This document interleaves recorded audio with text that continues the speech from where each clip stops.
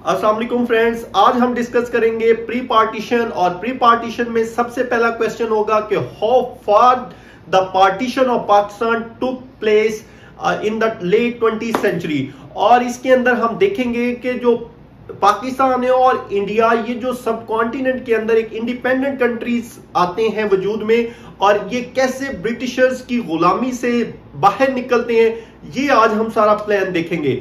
इसके अंदर सबसे जो पहला इवेंट मैं डिस्कस करूंगा वो होता है 1857 की वॉर ऑफ इंडिपेंडेंस।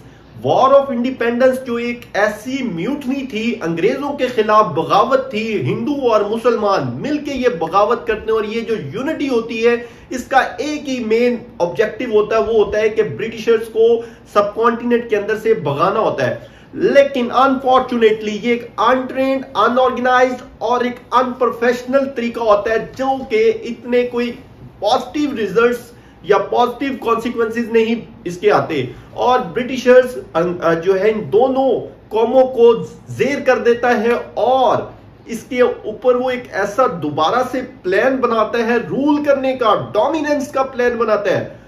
उसकी जो ये स्ट्रेटजी होती है, इसको कहते हैं डिवाइड एंड रूल स्ट्रेटजी। और ये डिवाइड एंड रूल स्ट्रेटजी के अंदर वो क्या करता है, वो सबसे पहले 1858 के अंदर 1858 का एक्ट लाता है।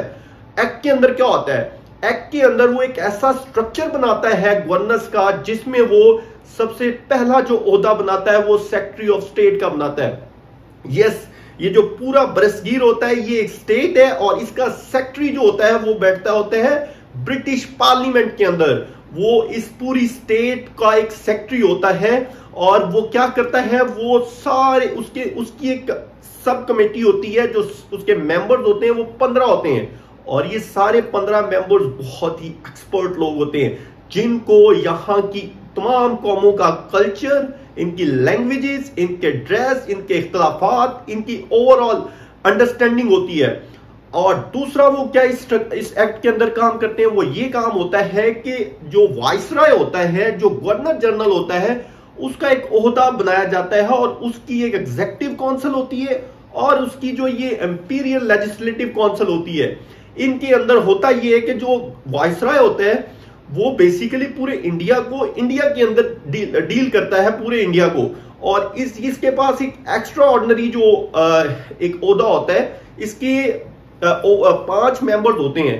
5 मेंबर्स जो होते हैं वो इसको मशवरा देते होते हैं लेजिस्लेशंस के अंदर, इसको ओवरऑल इसको कमांड करने में ये कमांडर इन चीफ होता है ना। और इसके अलावा वो क्या होता है कि इसकी जो इंपीरियल लेजिस्लेटिव काउंसिल होती है ना, वो ये उसके अंदर 6 से 12 मेंबर होते हैं एग्जीक्यूटिव काउंसिल के।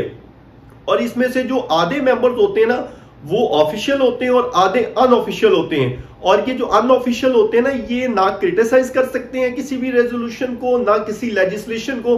सिर्फ और सिर्फ ये जो 6 होते हैं ना आधे, ये हिंदुस्तान के लोग होते हैं, ये वहां के प्रोमिनेंट लोग होते हैं। लेकिन इनके पास ब्रिटिशर इनको लॉलीपॉप देता है, इनको पावर्स नहीं देता।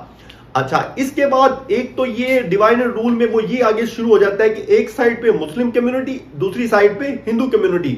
जो मुस्लिम कम्युनिटी होती है वो उसके ऊपर सारा मलबा गिरा देती है हिंदू कम्युनिटी, वो जो कि ब्रिटिशर्स के साथ मिल जाती है।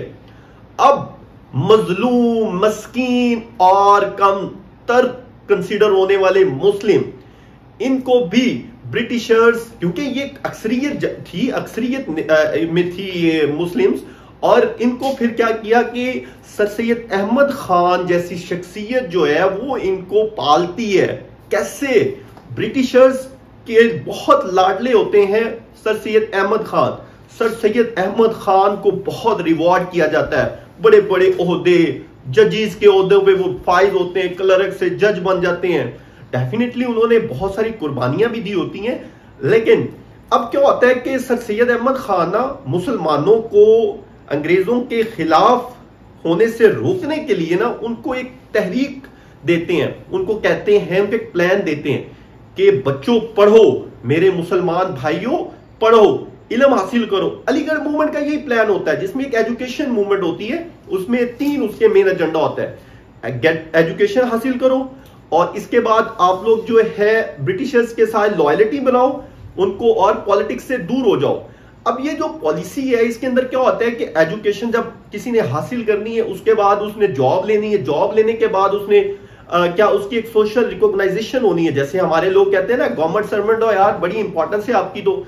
अच्छा, उसके बाद क्या होता है कि वो कहते हैं फिर आप अपने राइट्स की बात करो, डिमांड्स करो, फिर आप अपने ट्रांसफर, पोस्टिंग्स, ओवरऑल अपनी लेजिस्लेशंस करवाओ। तो ये उनकी एक पॉलिसी थी। मतलब अंग्रेजों ने सर सैयद अहमद खान के थ्रू मुसलमानों को नॉर्मलाइज किया, इनको अंग्रेजों के खिलाफ जो एक बहुत संगीन किस्म की नफरत थी वो खत्म करने को कहा।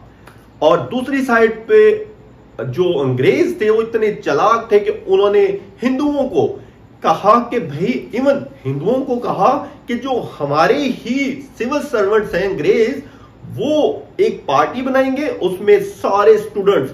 मतलब आपको एक बात बता दूं कि ये जितनी भी एक्टिविटी होती है ना, ये बड़े लेवल पे होती है, ये एलीट करती है। जो पीजेंट्स होते हैं, फार्मर्स होते हैं, पुअर क्लास होती है, वो लोग तो इनको फॉलो करते होते हैं। अब जैसे कि ये जो कांग्रेस बनी, कांग्रेस में जितने भी इंटेलिजेंट स्टूडेंट्स थे डिफरेंट एरियाज से, उन सबको इकट्ठा किया गया और एक पार्टी बन गई। शुरू में इन्होंने बड़े बड़े काम और अपने मैनिफेस्टोज ऐड किए, इकोनॉमिक पॉलिसीज, एडमिनिस्ट्रेटिव तरीके में हमें लाओ, इलेक्शंस करो और डेमोक्रेसी लाओ और एडमिनिस्ट्रेशन बेहतर हो, ये वाले इनके एजेंडे थे। एक सेकुलर स्टेट बननी चाहिए। तो ये वाली जब प्लानिंग थी, उसके बाद क्या हुआ कि एक बहुत इंपॉर्टेंट इवेंट आ गया। क्यों? क्योंकि कांग्रेस बड़ी डोमिनेट हो रही थी, ब्रिटिशर्स साइडलाइन हो रहे थे। ब्रिटिशर्स देख रहे थे कि कांग्रेस बहुत ग्रो कर रही है। कांग्रेस के अंदर क्या होता है, कांग्रेस के अंदर एक नेशनल मूवमेंट स्टार्ट हो जाती है, बड़े नेशनल मूवमेंट स्टार्ट होती है बड़े पैमाने पे। तो इन सारी नेशनल मूवमेंट्स को काउंटर करने के लिए फिर होता ये है कि ब्रिटिशर्स जो है ना एक पार्टीशन प्लान देते हैं बंगाल का। बंगाल का पार्टीशन प्लान जो होता है वो 1905 का प्लान होता है। वो कैसे आता है, एक लॉर्ड होते हैं लॉर्ड कर्जन।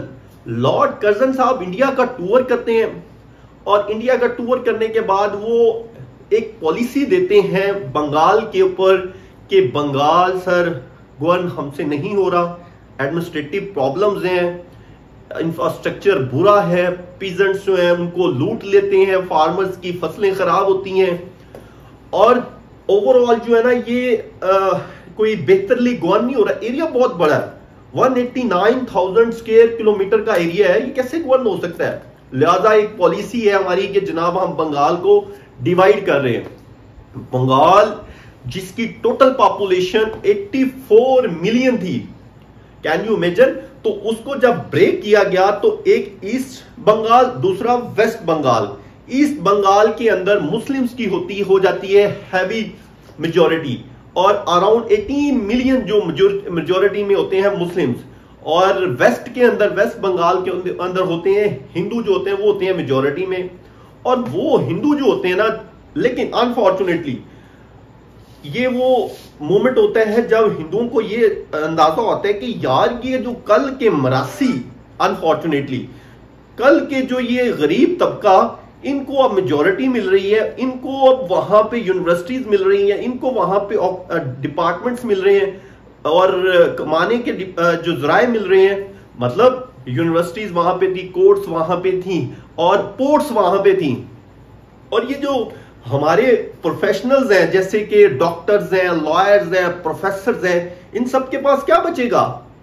ये तो सारा का सारा ईस्ट के पास चला गया, ये मुस्लिम्स के पास चला गया। और Muslims are very jubilant, overnight खुशी थी यार, एकदम से लॉटरी निकलती है कि अब हमें जॉब मिलेंगी, बिजनेस मिलेगा, हमारी एक इंपॉर्टेंस होगी, हमारी आइडेंटिटी होगी।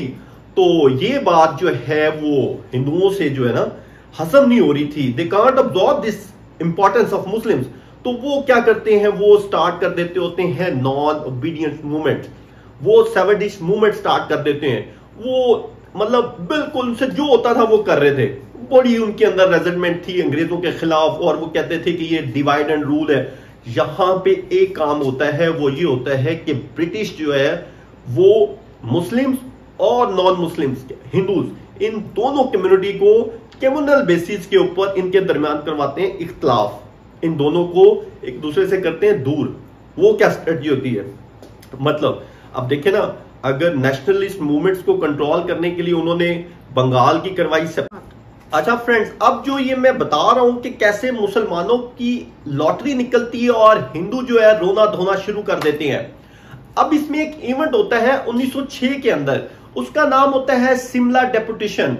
शिमला एक जगह है, शिमला के अंदर क्या होता है कि लॉर्ड मिंटो बैठा होता है वहां पे, अपनी छुट्टियां मना रहा होता है, एंजॉय कर रहा होता है। वहां पे सर आगा खान जो है ना अपने 35 बंदों के साथ चला जाते हैं और जो नवाब मुल्क जो है ना वो क्या करते हैं कि डिमांड रखते हैं अपने मिंटो साहब के आगे। कहते हैं कि मिंटो साहब हमें ये कुछ चीजें आप दे देना, हम आपको देंगे दुआएं, हम आपका जो ये भला है ना सारी जिंदगी नहीं भूल सकते। वो कौन सी डिमांड्स थी? नंबर 1 वो ये चाहते थे कि हमें आप जो है ना रिजर्व सीट्स दे दें हर लेवल पे, लोकल लेवल पे, प्रोविंशियल लेवल पे और आप जो है ना नेशनल लेवल पे। तो इसके बाद और क्या चाहिए? वो कहते हैं कि आप हमें ना ये जो प्रिंसिपल ऑफ वेटेज है ना इसके तहत ये रिजर्वेशन ऑफ सीट्स दें। अच्छा, इसके बाद वो कहते हैं कि तीसरा क्या करूंगा, वो कहते हैं कि आप हमें ना सेपरेट इलेक्टोरेट्स दें। अब ये सेपरेट इलेक्टोरेट्स वाली कहानी बड़ी मजे की है। वो क्या, वो ये कहते हैं कि जी जहां पे ना मुसलमान होंगे ना तो वहां पे मुसलमान ही नुमाइंदा खड़ा होगा और मुसलमान को ही वोट देगा। आप ये वाला काम कर दें। अब जब ये बात भी हो जाती है ना तो वो कहते हैं अच्छा, और वो कहता है आप एक काम करें, आप नो अलीगढ़ जो बन रही है ना यूनिवर्सिटी, आप इसके लिए फंड भी हमें दें। वो कहता अच्छा हाँ, ये अब ये सारी डिमांड जो है ना नवाबुल मुल्क जो साहब रखते हैं आगे। तो मिंटो साहब जो है ना जब सगार लगाया होता है और वो कहते हैं जी बोली जाए और क्या चाहिए, आज सब कुछ मिलेगा। तो ये जो सारी चीजें थी इसके ऊपर जो कांग्रेस थी वो भी देख रही थी, फॉलो कर रही थी, मीडिया आपको पता है, तो उनको तो जनाब आग लग गई, वो तो तड़पने लग पड़े। How is it possible? ये इतनी ज्यादा क्लोजनेस, ये लॉयलिटी, ये इतनी ज्यादा एक दूसरे की डिमांड फुलफिल करना, हाउ इज इट पॉसिबल? अब क्या होता है, अब वो कहते हैं कॉन्स्पायरेसीज बनाते हैं। ओ तो ये जो मिंटो की वाइफ है उसने जो लेटर अपने लिखा है ये उसकी साजिश है, ये नवाबुल मुल्क की जो आखिरी स्पीच है ये उसका नतीजा है। ये जो पैसे दिए होंगे अंग्रेजों को, कुछ ना कुछ किया होगा। तो ये एक ओवरऑल होता है। इसके बाद क्या होता है, एक बहुत बड़ा धमाका होता है। वो क्या, अंग्रेज कहते हैं कि भाई तुम लोगों ने अगर ये सारा कुछ लेना है ना तो आपको कोई एक ऐसा प्लेटफॉर्म बनाना पड़ेगा जिसके ऊपर आप ये रिक्वेस्ट दोगे तो हम मानेंगे। इन्होंने कहा कोई मसला ही नहीं है जी। इन्होंने ढाका के अंदर 1906 के अंदर अपनी ऑल इंडिया मुस्लिम लीग बना लेते हैं और ऑल इंडिया मुस्लिम लीग बन जाती है। मुसलमानों की एक अपनी पहचान होती है, एक अपना एजेंडा होता है, हमारे राइट्स को प्रिजर्व किया जाएगा, हमारी एक आइडेंटिटी प्रमोट होगी और हमें जितने भी हमारे राइट्स ऑलरेडी डिप्राइव्ड है वो सारे हमें दोबारा से मिलेंगे। अब इन हालात के अंदर ना एक जो ये 1906 के अंदर मुस्लिम्स की एक अपनी पार्टी बन जाती है, ऑल इंडिया मुस्लिम लीग। अब ये भी एक बहुत बड़ी डेवलपमेंट होती है और ये एक शो करता है कि हिंदू और मुस्लिम्स अब बेसिकली अपने रिलीजन की बेसिस पे दो डिफरेंट कौमें बन चुकी हैं। और इनको बनाने वाला कौन?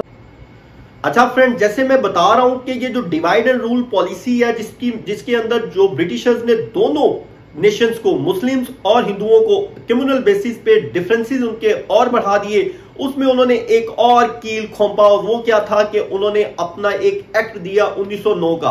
पहले एक्ट कब आया था? 1858 में, फिर 1862 में और फिर 1874 में। उन सब की उन एक्ट्स के अंदर जो स्ट्रक्चर बनाया था उसकी इंप्लीमेंटेशन की थी। अब जब देखा ना कि मुसलमानों को भी रियलाइज हो गया कि हिंदू तो खुश नहीं है और ये सियासी तौर पे दंगा फसाद कर रहे हैं, वो हिंदू मुहासबा और कांग्रेस के जो लीडर्स हैं ये मसले कर रहे हैं। अब उनको अंदाजा हो गया, ब्रिटिशर्स को भी रियलाइज हो गया कि ये मुस्लिम्स की जो है, अगर हम इनकी हिंदुओं की बात मानते हैं अनएलमेंट की, तो उनका भी कोई मसला बनेगा। और मुस्लिम्स ने जो ऑफर्स रखी हैं उनकी कुछ ऑफर्स मान लेते हैं, यार इनके दरमियान कोई हालात ठीक रहेंगे, वो एक्ट दे देते हैं। एक्ट के अंदर क्या करते हैं, सबसे पहला काम करते हैं कि जितने भी मेंबर्स होते हैं ना सेंट्रल लेजिस्लेटिव के, वो बढ़ा देते हैं, वो 16 से 60 कर देते हैं। ये सेंट्रल लेजिस्लेटिव काउंसिल वाइसराय के नीचे होती है जिसका काम होता है लेजिस्लेशन करना। अच्छा, दूसरा वो कहते हैं कि प्रोविंशियल लेजिस्लेचर्स होते हैं ना उनको भी वो एक्सपेंड कर देते हैं।